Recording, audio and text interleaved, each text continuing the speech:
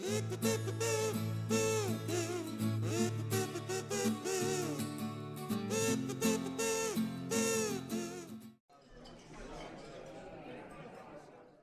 buongiorno, miei bellissimi e bellissime. Welcome to the restaurant. I am so happy to see you and I hope life is treating you fairly. Quick question. How hungry are you today? Not so much, you say? You wanted to eat something quick? Something like a sandwich, you say? Well, you are in luck, amici miei, because today I have the perfect dish for you, coming straight from Emilia-Romagna. Yes, we were there before a couple of weeks ago when we visited Ferrara and Ancona, and today we are heading to Montebello, a small city not far from San Marino, probably the smallest nation that we have in Europe, and not that far from Rimini as well, where we can taste this fantastic dish, la Piadina Romagnola. This is a must for everyone who visits Emilia-Romagna. The dough is prepared with love, flour and lard, which give a fantastic flavor, and then when the dough is ready and cooked you can fill it up with cold meats, sauces and cheese, and maybe some veggies too. Santa ricotta, what a treat! My suggestion is stick to the classic, prosciutto crudo, squacquerone cheese and arugula. Oh my, the things I would do to enjoy a piadina right now, guys. When I'll do anything, I'll do whatever it takes to...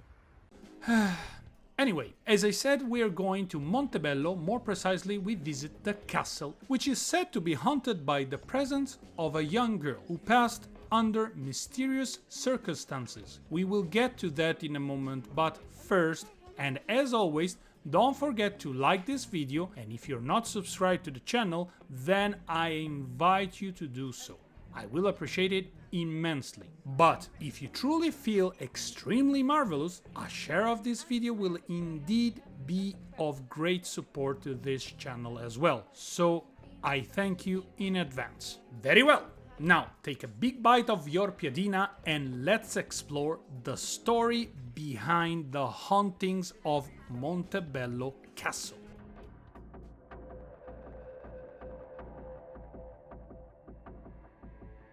The Castle of Montebello, a legendary fortress located on the peak of Montebello, theater of bloody battles and assaults by the Malatesta, was later conquered by the Montefeltro in the 1300s. In 1483, Sigmondo Malatesta managed to acquire the fortress with no more bloodshed. Today, the property belongs to the Guidi di Bagno family, and visiting the castle is indeed possible by paying the entrance fee. This place, like many medieval castles, is home of a mystery, a tragic story, sad story that saw the passing of a young girl, Guendalina, also known as Azzurrina.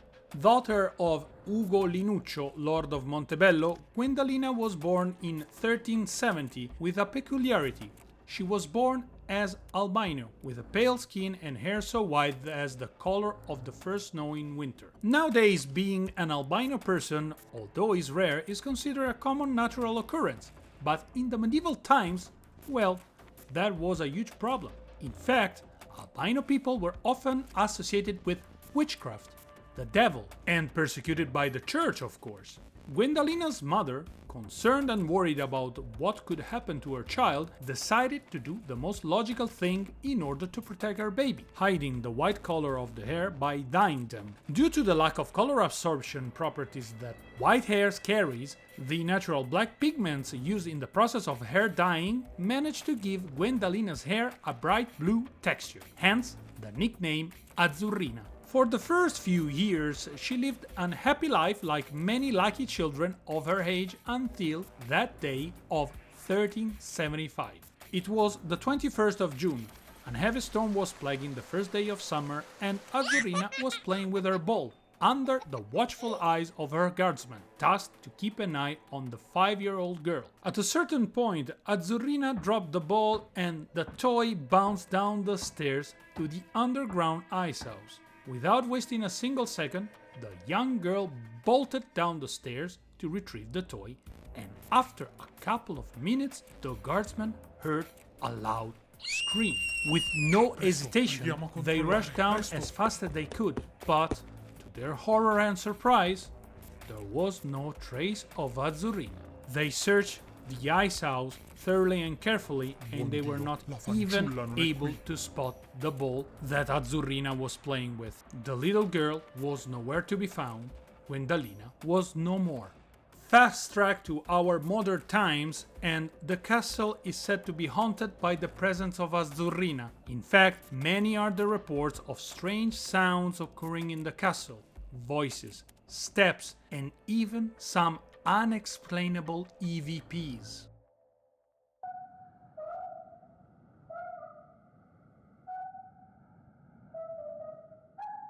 Parapsychologists and paranormal investigators went to search for evidence. Even the TV program Presenze dedicated a full episode in search for answers. By exploring the premise with the aid of a psychic and by deploying the most sophisticated tools available at the beginnings of the early 2000s. Even other teams to this day, they visit the place and they all agree on one thing. The hauntings always start on the 21st of June each year, the exact date of Azzurrina's presumed day of passing. Besides EVPs and strange phenomena, there was also this picture taken during a night tour of the castle. A bright blue ghostly mist appeared out of nowhere.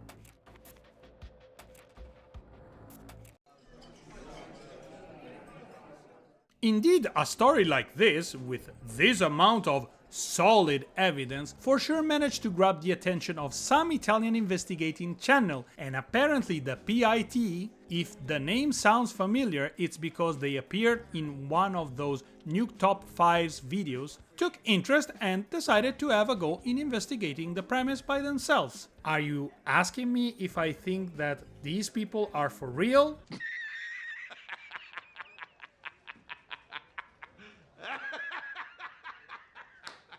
No, they are not, but let's watch the video, you'll be the judge.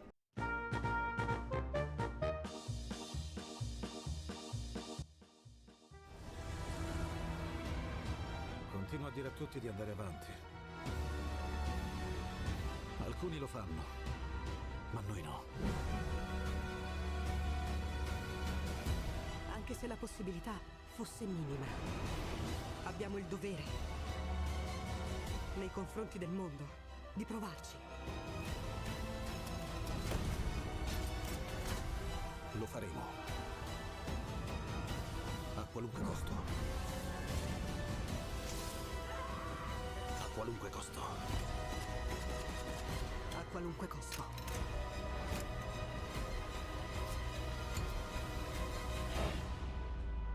A qualunque costo.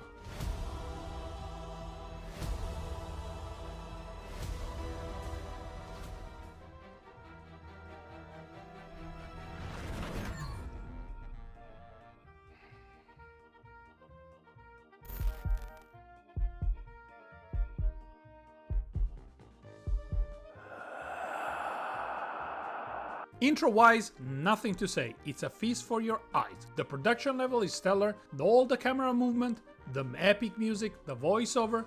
Jesus, they indeed know their craft when it comes to intros. Io ho appena inserito il body scan, quindi come vedete, e piedi seduta, muoviti.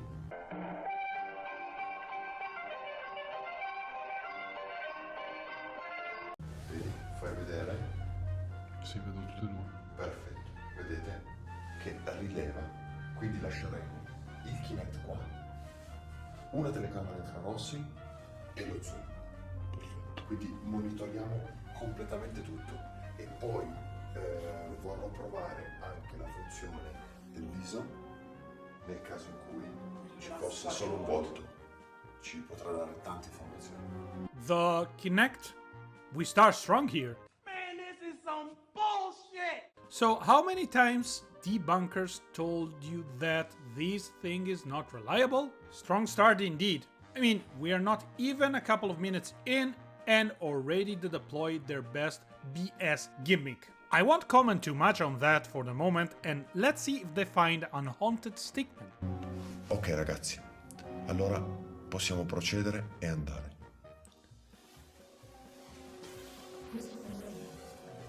Appoggialo, io lo appoggerei lì per te. Esatto, lì. Perfetto, ottimo, così lo vede anche la videocamera. Benissimo. Holy Ben Kenobi, the flickering effect is so annoying. I feel dizzy only after watching it for 10 seconds. I mean, with the right music though.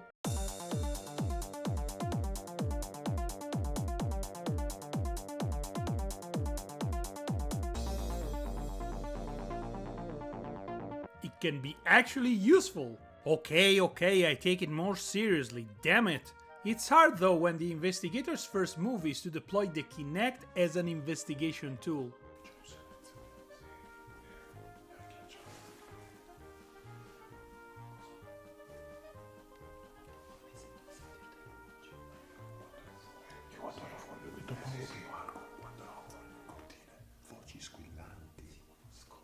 Of course, the guy with the glasses points out the eerie and unsettling quietness of the place. Well, after all, they are in a haunted place, the silence must be eerie and unsettling as well. And immediately after, the girl, Debbie, says that she hears voices, backed up by her partner. At least I think he is her partner. Don't know, don't care, and we, the viewers, hear nothing of that, of course. But let's focus on the bellowing voices part. Please have a look at this Google Map image. As you can see, in the vicinity there is an oasis for the protection of the fauna, where we can find hares, porcupines, badger, foxes, night birds, weasels, deers, not to mention wolves and peacocks. Now, I just say it, could it be that one of those animals in the area makes these sounds? Plus, they make guided tour of the castle at night. So, can it be just people? Yeah, I know it's a wild assumption, but...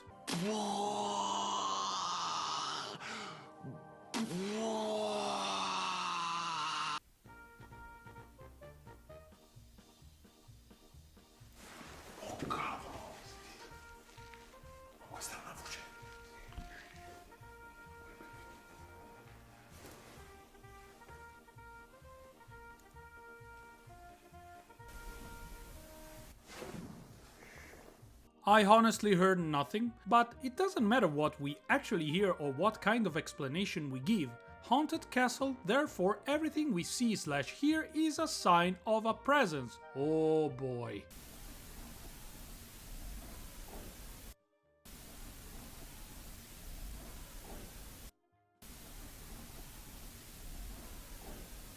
Okay, now I finally hear it. The oasis is not so far. Can we say it? No, of course not. Let's stick to the haunted narrative.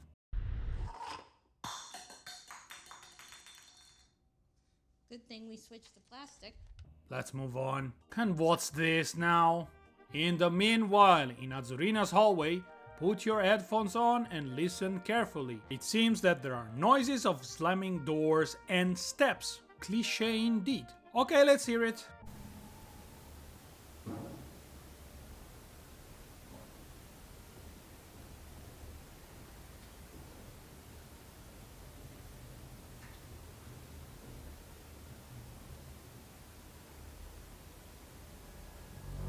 Wow, I'm so scared. Look at me, I'm shaking in my little space boots. Two options here I can think of. One, you made those noises yourself.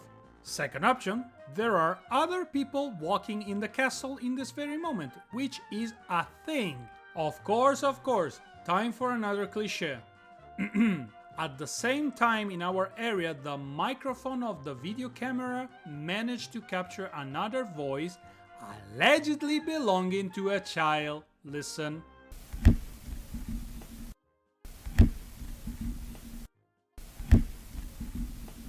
And allegedly sounds like anything and everything at the same time. Again, elephant in the bloody room, guys. We need to acknowledge the elephant in the room. Oasis, animals, lots of them. People in the building as well. Oh great, another EVP. What you're about to listen, it's really distressing. It seems the alleged voice of Azzurrina. Stop. Stop. Based on what you say that the voice allegedly belongs to Azzurrina, she's supposed to have passed in 1375. How can you... Okay, whatever. Let's hear this voice.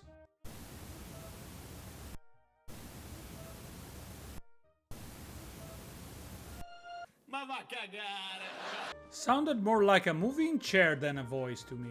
At this point we confronted it with the recording from Daniele Gulla, and there is indeed a certain similarity.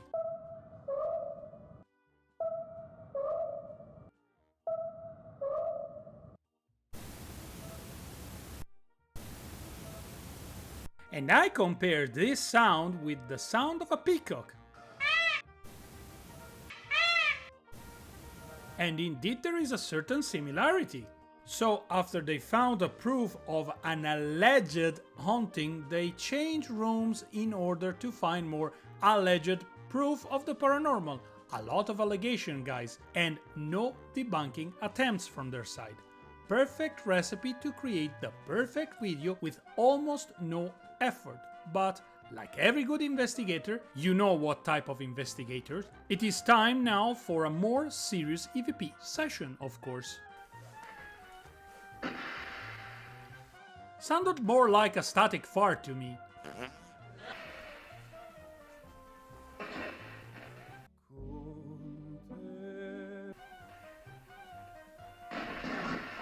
Io ho sentito.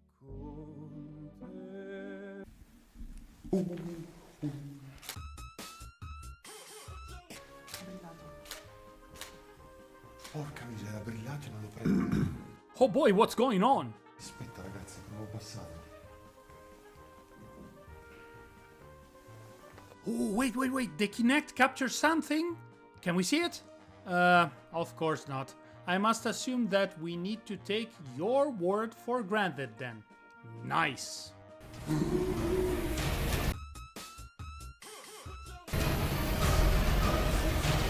Now what? What's going on?